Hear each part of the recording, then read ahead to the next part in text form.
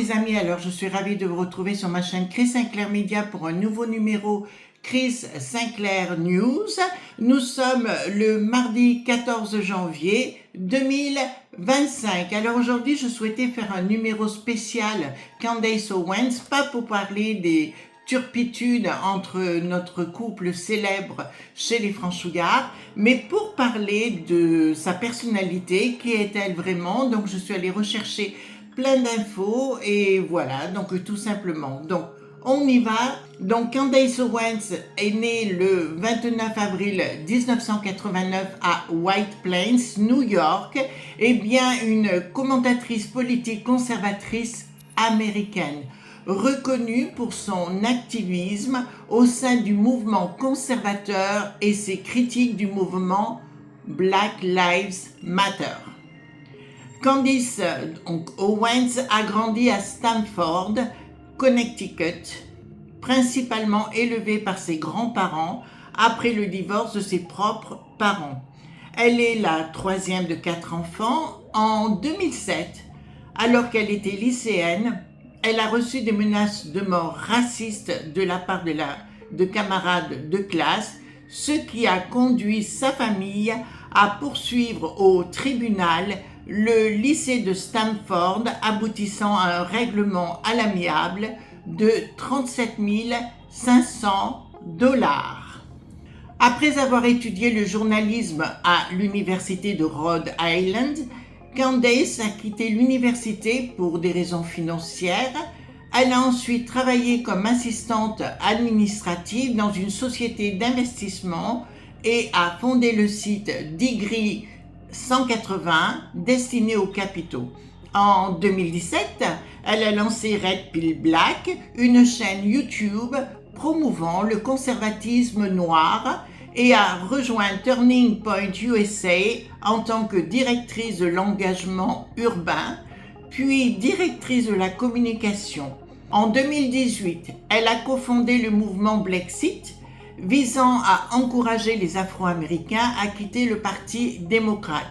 Elle a également animé The Candace Owens Show sur la chaîne YouTube de PragerU en 2019, puis Candace sur The Daily Wire à partir de mars 2021. Candace Owens est connue pour ses positions controversées, notamment son scepticisme quant à l'impact du suprémacisme blanc sur la société, son opposition aux mesures de confinement liées au coco, ainsi que sa promotion de théories du complot. En mars 2024, elle a quitté The Daily Wire après des commentaires jugés antisémites, ce qui a conduit des tensions avec ses collègues, notamment Ben Shapiro. En 2019, donc Candace s'est mariée avec George Farmer, fils de Michael Farmer, membre de la Chambre des Lords britannique. Le couple a 3 enfants et réside au Tennessee. Depuis juin 2024, Candace produit son podcast de manière indépendante. Elle a également exprimé son intention de se présenter à des fonctions publiques, envisageant une candidature au Sénat américain, mais au poste aussi de gouverneur. D'où l'intérêt de mon titre, et vous en comprendrez le sens juste après. Candace Owens est une commentatrice politique conservatrice américaine, comme pour son activisme au sein du mouvement conservateur et ses critiques du mouvement Black Lives Matter. Candace a émergé sur la scène politique donc en 2017 en tant que voix influente du conservatisme noir, critiquant ouvertement les politiques du Parti démocrate et encourageant les Afro-Américains à rejoindre le Parti républicain. Elle a cofondé le mouvement Blexit visant à inciter les Afro-Américains à quitter le Parti démocrate qu'elle accuse de perpétuer une dépendance économique et sociale. Elle est également une fervente défenseuse de la construction d'un mur à la frontière entre les États-Unis et le Mexique et plaide pour une politique d'immigration stricte, incluant l'exclusion immédiate des migrants en situation irrégulière. Les détails spécifiques concernant les sources de financement de Candace Owens ne sont pas largement disponibles publiquement. Cependant, son association avec des organisations conservatrices telles que Turning Point USA ou PragerU suggère qu'elle a bénéficié de soutien financier de ces entités, qui sont connues pour recevoir des dons de philanthropes conservateurs.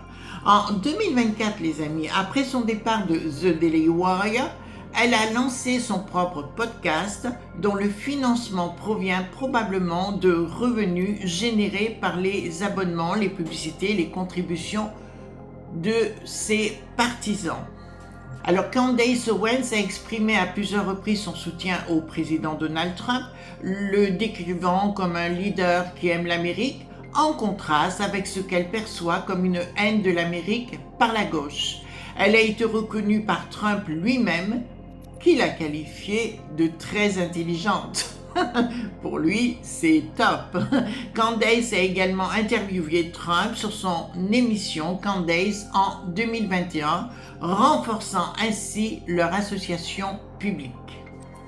Les interactions publiques entre Candace Owens et Elon Musk sont véritablement limitées, les amis. Cependant, en 2024, Candace a commenté positivement l'annonce de Donald Trump concernant la création d'une nouvelle agence gouvernementale axée sur l'efficacité, mentionnant Elon Musk et Vivek Ramaswamy comme leaders potentiels de cette initiative. Alors, ma question, pourrait-elle devenir présidente des États-Unis?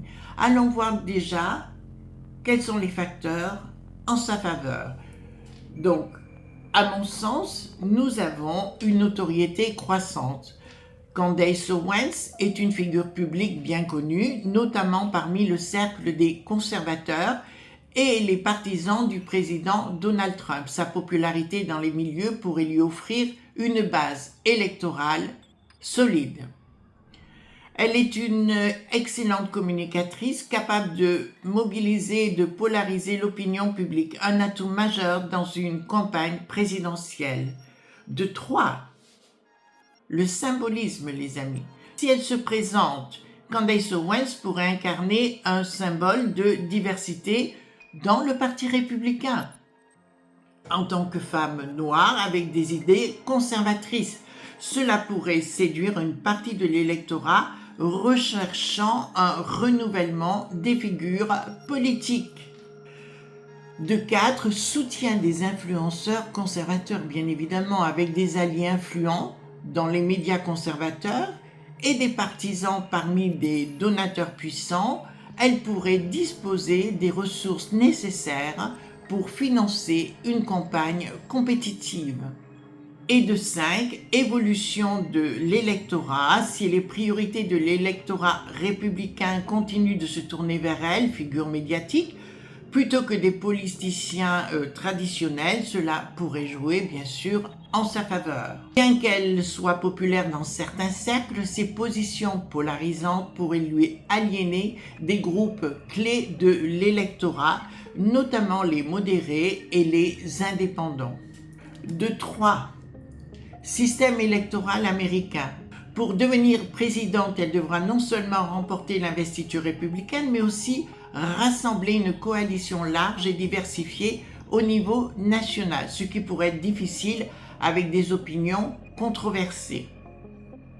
De 4, concurrence interne, bien évidemment. Le Parti républicain a de nombreux candidats potentiels avec des profils plus classiques ou plus expérimentés, ce qui pourrait compliquer ses chances d'obtenir une nomination. Et de 5, critique et controverse bien sûr. Son passé médiatique est marqué par des déclarations polémiques qui pourraient être utilisées contre elle dans une campagne électorale nationale. Alors, dans l'histoire récente, des figures médiatiques comme Donald Trump ont montré qu'un manque d'expérience politique classique n'est pas nécessairement un obstacle insurmontable. Si Candace Owens réussit à capitaliser sur des thèmes qui résonne profondément auprès des électeurs, elle pourrait théoriquement devenir une candidate sérieuse, les amis. Cependant, pour atteindre la présidente, elle devrait élargir son audience au-delà de sa base actuelle et démontrer qu'elle a la compétence, la vision et la résilience nécessaires pour occuper le poste le plus important des États-Unis. En conclusion, les amis, bien que Candace Owens ait des chances de s'imposer comme une figure politique influente, la présidence reste un objectif ambitieux qui dépendrait de nombreux facteurs externes et de sa propre préparation. Alors voilà les amis ce qu'on pouvait dire donc sur Candace Owens, présidente des États-Unis. Pour moi, et je vous le dis amicalement, elle a de fortes chances de devenir un jour présidente des États-Unis d'Amérique. Donc c'est un profil à suivre, à surveiller parce que son parcours risque d'être fort intéressant. Je vous retrouve demain pour d'autres aventures, d'autres news sur ma chaîne Chris Sinclair Media, pour d'autres Chris Sinclair News, bien évidemment, à 18h. Pétante, je vous embrasse très fort, à demain. Bye bye.